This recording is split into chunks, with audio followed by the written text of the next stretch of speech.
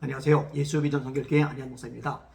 군형법 92조 6이 있죠. 군인들의 동성애를 불법으로 규정한 겁니다. 그런데 동성애자들이 또 동성애 지지자들이 이것이 위헌이라고 계속 문제 제기를 하는 거예요. 몇 번이나 문제 제기를 했느냐? 이번에 네 번째입니다. 이 참 웃기는 게 헌법재판소에서 한번 결론이 나오면은 그걸로 종지부를 찍어야 되는데 또 제기하면은 헌법재판소가 열리고 다음번에 또 제기하면은 헌법재판소가 열리고 아니 그러면은 헌법재판소에서 결론을 내린 사안도 계속 뒤집어 놓을 수 있다는 얘기잖아요. 있을 수 없는 일이 발생을 하고 있는 겁니다. 여러분 아시다시피 군대는요 계급 사회입니다. 명령이 통하지 않으면 군대라는 조직이 유지되거나 운영이 될 수가 없어요.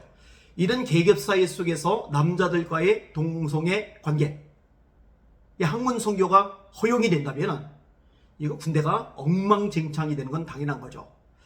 다행스럽게도 헌법재판소에서 위헌이라고 문제 제기한 거에 대해서 합헌이라고 결론을 내렸습니다. 자, 그 내용을 조금 인용을 해드릴게요. KHTV에서 잘 보도를 했습니다. 그 내용을 제가 인용하겠습니다. 헌법재판소는 26일 오후 2시 군형법 92조의 6에 대한 위헌 법률 침반 사건에서 재판관 5대4 의견으로 아슬아슬하게 동성 군인 간의 성적 행위를 공간과 강제성 여부에 상관없이 처벌하는 군형법 조항이 헌법에 어긋나지 않는다고 합헌 판결을 내렸다. 벌써 네 번째 합헌 판결이다.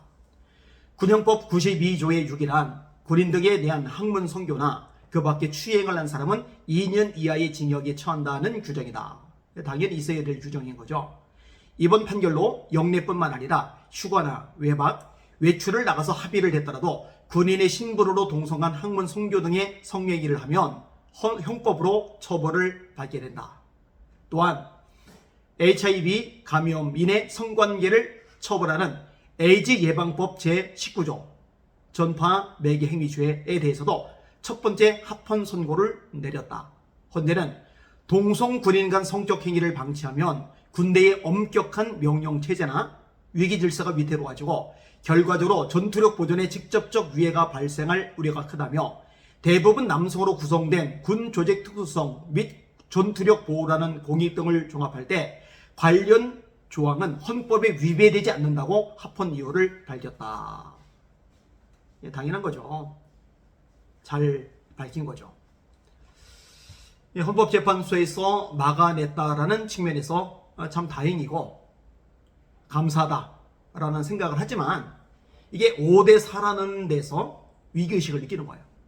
한 명만 더 이거 위헌이다라고 하는 쪽에 섰더라면 이게 위헌 판결이 났거든요.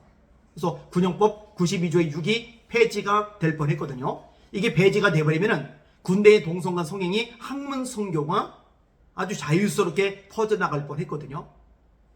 대한민국은요 세계 유일의 분단 국가입니다. 남한과 북한으로 갈라져 있죠. 38선을 앞두고서 시탐탐 노리는 북한이 여전히 존재합니다. 이런 북한이요 무력 도발을 시도하는 게 얼마나 빈번합니까?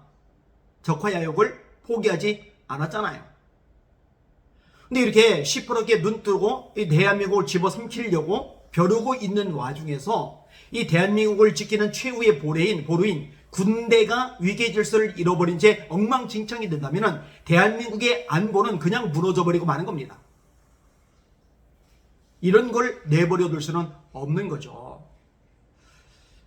사실 걱정이 됩니다. 아까도 제가 이야기했듯이 헌법재판소는 최종 권위잖아요.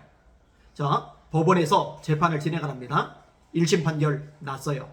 항소를 해요. 2심 재판이 열려요. 2심 판결 났어요. 항소를 해요. 그래서 대법원까지 가요. 대법원에서 결론이 났어요. 이거를 최종적으로 조율을 할 수 있는 곳이라면 그게 헌법재판소입니다. 심지어 법조차도 이 법이 최상위법인 헌법에 어긋난다라고 문제 제기를 해서 헌법재판소에서 맞다라고 인정을 해버리면 그 법안까지도 폐지가 될 수 있도록 하는 막강 파워를 가진 것이 헌법재판소입니다. 그러니까 이 법원 판결, 법원 결정의 최종적인 권위를 가지고 있는 곳이 바로 헌법재판소인 거거든요. 근데 9명의 헌법재판관들이 표결을 해서 다수 쪽이 나온 것이 공식적인 결론사항이 되는 거예요. 근데 이번에 군용법 92조의 6항목이 위원이다라고 한 쪽이 4명, 합헌이다라고 한 쪽이 5명, 1명 차이란 말이에요. 한 명만 더 위원 쪽으로 가버리면은 이게 완전히 뒤집어져 버리는 거죠. 한국교회가요, 이 부분에 대해서 침묵하고 있으면 안 됩니다. 모른 척하고 있으면 안 됩니다. 합심해서 통성기도 해야 됩니다. 설교를 통해 성도들에게 알려주어야 됩니다. 그리고 이런 거 반대 집회 같은 게 열릴 때 기독교인의 마음을 모아서 함께 싸워나가야 됩니다. 이게 제대로 되지 않으면요, 결국 통과가 되고 말아요. 통과가 되고 나면은요, 그 다음에 교회는요, 속수무책으로 무너져 내리기 시작합니다. 이미 서구에서 보여주고 있잖아요. 뉴질랜드 같은 나라에서 이미 그 증거로 드러나고 있잖아요. 대한민국도 한국에도 똑같은 수순을 밟도록 내버려 둘 수는 없는 겁니다. 이 부분에 대해서 부디 한마음에 대해서 영적 싸움을 싸워주시고 기도해 주시기를 주님의 이름으로 부탁을 드립니다. 날마다 주님 바라보고 주님의 이름으로 전진하며 승리합시다. 할렐루야.